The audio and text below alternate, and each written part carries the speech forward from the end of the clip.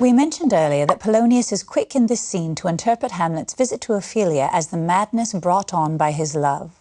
However hasty Polonius's interpretation may be, we as readers have no choice but to follow suit. The other characters in the play, as well as Shakespeare's audience members and readers, we all share a common problem. We must try to make sense of what Hamlet is doing, which isn't always very easy to do. Some critics have supported Polonius's assessment of Hamlet's visit, that he truly is heartbroken because Ophelia has obeyed her father's command to stop seeing him. A.C. Bradley, the Shakespeare scholar, had a different opinion. He thought that Hamlet isn't heartbroken at all, that he's thinking only about his revenge plan. Hamlet's main goal in visiting Ophelia is therefore to convince everyone, through her, that his insanity is due to heartbreak instead of something else.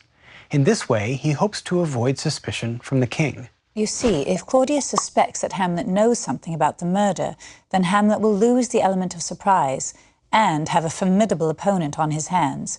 A heartsick lover won't seem like a threat at all in Claudius's mind. In other words, for Bradley, Ophelia does exactly what Hamlet hopes she will do. She goes to tell her father, who then goes to tell the king.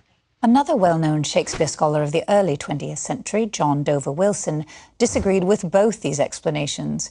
He thought that Hamlet was really becoming mentally unbalanced and not from a broken heart. Wilson was the chief editor of the Cambridge edition of Shakespeare's plays, and his 1935 book, What Happens in Hamlet, is an extremely influential and highly opinionated study of this play. Wilson argues that a heartbroken Hamlet wouldn't have been pale and trembling, his knees knocking together. That's more what you'd look like after you've seen a ghost, especially if you were already depressed and grieving. Wilson says that Hamlet's description matches the after effects of some terrible dream or overpowering delirium, such as was known to attack melancholic subjects. The point then, in Wilson's mind, is that Hamlet is having a mental breakdown. Wilson writes, "The mental instability obvious in the ghost scene, far from being temporary, has grown more intense." Wilson was quite confident in his ability to determine the correct interpretation of Shakespeare's words. In his own edition of Hamlet, you'll find wording and stage directions that had never appeared in any previous publication of the play. Wilson had apparently made these modifications, convinced that his brilliant scholarship had uncovered what Shakespeare had actually written, or perhaps had intended to write. Like Polonius, perhaps Wilson moved a bit too quickly on his assumptions. So, we've heard three different interpretations of Hamlet's behavior so far. First, that he's heartbroken. Then, that he's trying to throw off the king's suspicions while preparing his revenge. And finally, that Hamlet in fact is having a breakdown of some kind. Which seems most plausible to you? Or perhaps you think we are supposed to be unsure, that we're not supposed to know exactly what Hamlet's up to. You see, earlier critics like Wilson and Bradley treat Hamlet like a detective story.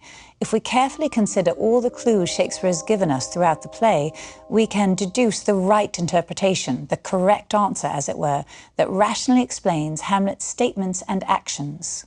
But later critics are less positive that such a definitive interpretation of Hamlet's behavior is possible or useful. To these critics, one of the most powerful characteristics of this play is its ambiguity, its mystery. Hamlet is hard to pin down.